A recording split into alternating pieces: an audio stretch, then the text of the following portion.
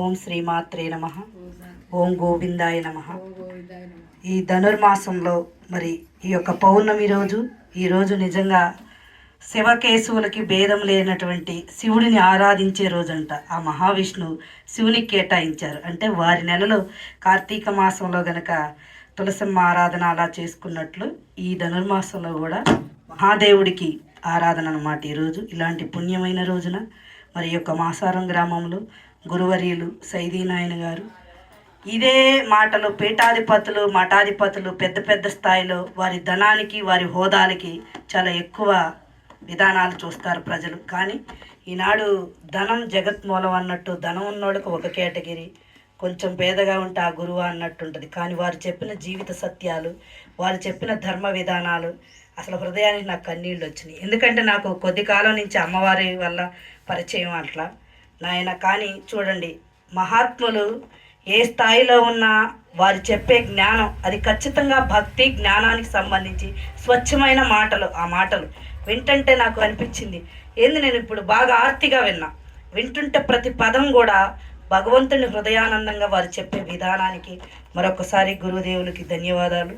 మరి యొక్క పెద్దల వెంకటనరసింహమ్మ వారికి హృదయపూర్వక ధన్యవాదాలు తెలుపుకుంటూ ఈరోజు ఈ యొక్క ఆరాధన కార్యక్రమంలో మరి నాగేంద్ర నాయన గారి వారి పరంపరలో జరుపుకోవటం చాలా ఆనందదాయకంగా. ముఖ్యంగా మేము ఈరోజు రాలేకపోయా కూడా, కానీ నాకు ఆరోగ్యరీత్యా నేను రాలేనన్నప్పుడు నాయన ఫోన్ చేసి ఖచ్చితంగా రావాలమ్మా అన్నప్పుడు మళ్ళీ మన ధర్మానికి మనం మాటించుకున్నట్టుగానే నేను మళ్ళీ బయలుదేరి వెళ్దాం పాండి అని రావటం జరిగింది. చాలా ఆనందంగా ఉంది. వింటంలోనే చాలా అలసిపోయి చాలా ఆనందంగా. అంటే మన జీవితం ఎంత విన్నా మీరందరూ కూడా చూస్తుంటే అందరూ మీ అనుభవం అందరూ నేర్చుకున్న వాళ్ళే, మీకు ఎవ్వరు తెలియని వాళ్ళు కాదు. కానీ మీ యొక్క ఆతృతా భావనతోనే ఈ మహాత్ములు ఇక్కడ కూర్చొని వేదికన అలంకరించిన పెద్దలు చెప్పటానికి మీరు ఏమి తెలియకుండా మీ యొక్క శక్తిని ఇస్తున్నట్టేం కాదు. మీరు అన్నీ మీ జీవిత పర్యంతరం అందరూ ఎంతో మహాత్ములని, ఎన్నో దేవాలయాల్ని, ఎంతో గ్రంథ పఠన, ఎంతో వాక్యార్థం పాటలు పాడటం కానీ మీ యొక్క సాధనలు చేసినటువంటి వాళ్ళే.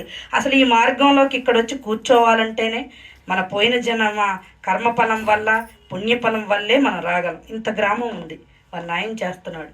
ఇంకొంతమంది కూడొచ్చు, కానీ వాళ్ళు రాలేరు అంతే. నేనైనా ఆ రాసి పెడితేనే రాగలం. ఆ పుణ్య ప్రాంతంలో పాల్గొనే అదృష్టం మనకు ఉన్నప్పుడే ఇక్కడ కూర్చొని మనం పాల్గొనగలం. అలాగే మీ అందరూ కూడా మహాత్ములు, మహనీయులు, మీలో ఉన్న పరమాత్మ స్వరూపం. మీరందరూ పెద్దలు, నేను అప్పుడప్పుడు చూస్తూనే ఉన్న గాయకులు వారు కూడా.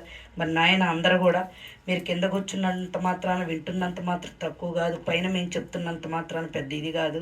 కాబట్టి మీలో ఉన్న పరమాత్మ స్వరూపాన్ని అందరికి కూడా హృదయపూర్వక నమస్కారాలు తెలుపుకుంటూ, ఇందాక ఎలమంద బాబాయ్ వాళ్ళ దంపతులు వాళ్ళు బజార్లో సత్సంగం పెట్టాలని స్వామివారు చెప్పినప్పుడు వాళ్ళ భార్య వాళ్ళ యొక్క ఆనందాన్ని, నేను ఎక్కడికి వెళ్ళినా ముందు నాకు నేనంతే ప్రేమగా ఉంటా, నాకు ప్రేమ ముఖ్యం. ఆమె ఒక ఆతృత భావన వారు మొన్నే చూసింది కూడా పిన్ని గారు. అయినా సరే పెడదామని ఆయన ఆ మాటలు ఏయో మంచి మాటలు 4 చెబుతూ కానీ, ధ్యానం గురించి చెబుతూ కానీ, పత్రిజీ గారి గురించి చెబుతూ కానీ, మన సనాతన ధర్మం గురించి చెబుతూ కానీ, మన హిందుత్వాన్ని గురించి నువ్వు అన్నీ చెప్పగలవంట అన్నప్పుడు నాకు ఒక రకమైన, అంటే మనం సంపాదించుకున్న ఆస్తిపాస్తులు మన నోటి వెంట వచ్చే ముత్యాలు లాంటి మాటలు ఈయనమాట మనకు భగవంతుడు ఇస్తుంది అనిపించింది. కానీ ఈనాడు వ్యక్తిగతంగా మనం ప్రయాణం చేయాలన్నా సైదీ గురువు గారైనా, వెంకట నరసింహమ్మ గారైనా, నారాయణ స్వామి అయినా, ఎవరైనా మీలో అందరైనా సరే ధనం లేకపోతే బయటికి వెళ్ళాం. బస్ ఎక్కాలన్నా ఛార్జీ కావాలి. కాబట్టి మీరందరూ కూడా పొదుపుగా మీ యొక్క జీవితాలు చేసుకుంటూ ఆధ్యాత్మికంలో మనం ఎంత చేస్తే అంత ఖచ్చితంగా మన బిడ్డలకి అది ప్రసాదంగా తిరిగి వస్తుంది. కాబట్టి మహనీయులకి చేతనైనంత వరకు మనం వేలేం చేయలేం, కానీ తోచింది చేస్తూ వారి యొక్క సంకల్పాన్ని మనందరం మన ఇళ్లలో చేయలేం. వారి చిన్న మైకు చూడండి, ఒకసారి ఆలోచించండి. ఆ మైకు ద్వారా ఈ వాయిస్ని ప్రజలకు అందించారంటే అసలుకి ఏమిచ్చినా రుణం తీరదు అన్నట్టే ఉంది నాకైతే. నాకు ఈ దైవవాక్కులాగే అంటున్నా. ఆ చిన్న పెట్టెబెట్టి పాడేవాళ్ళకి ఆనందాన్ని కల్పించారు. మాట చెప్పేవాళ్ళకి మాటలు చెప్పే అవకాశాన్ని ఇచ్చారు. మరి భార్య ఉందంటే ఆ మహనీయురాలు ఏం లేదు, ఆమెకి ఎవరైనా తింటే బాగుంది, వస్తే బాగుందని ఉంది.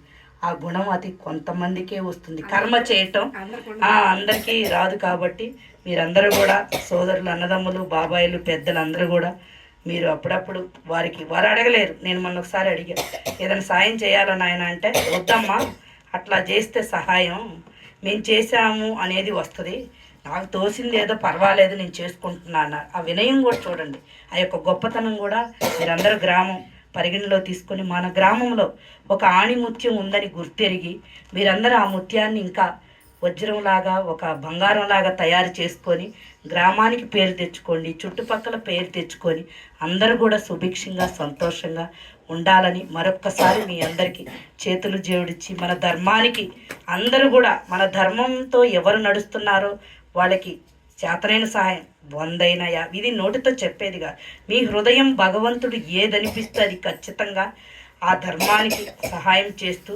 మన సనాతన ధర్మం అంటే అందరు పెద్దల ఆశయాలను నడుపుకుంటూ వారు నడుపుతున్నారు, సాయం చేస్తాం, మనం కూడా చేస్తే అలా కొంతమంది మనకు సాయం చేస్తారు. కాబట్టి ఈ అవకాశం ఇచ్చిన గురువర్యులకి మరి వేదిక నిర్మించిన పెద్దలకి, వింటున్న ఆసక్తిగా ఉన్న పరమాత్మ స్వరూపులైన భగవద్బంధువులు, మహిళామతలు, ముఖ్యంగా మన ఆధ్యాత్మిక మన ఈ రంగం అంటేనే వాస్తవానికి పెద్దలు ఆలోచనలతో ఉన్నప్పటికీ కూడా మన మహిళామ తల్లులే ఎక్కువగా.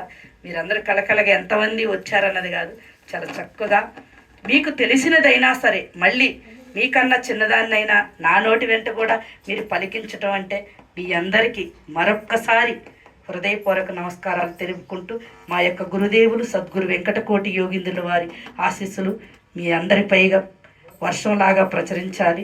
ఆ యొక్క మా గ్రామ దేవత అద్దంకి నాంచారమ్మ తల్లి చల్లని తల్లి, చాలా మహిమాన్వితురాలు. ఆమె యొక్క తల్లి చల్లని చూపు మీ గ్రామంపై ఉండాలని ప్రతి ఒక్క సోదరుడికి, గ్రామ పెద్దలకి, ఈ కార్యక్రమం చేస్తున్న గురువర్యులకి అందరికి కూడా ప్రణామం తెలుపుకుంటూ సెలవు తీసుకుంటున్నాను.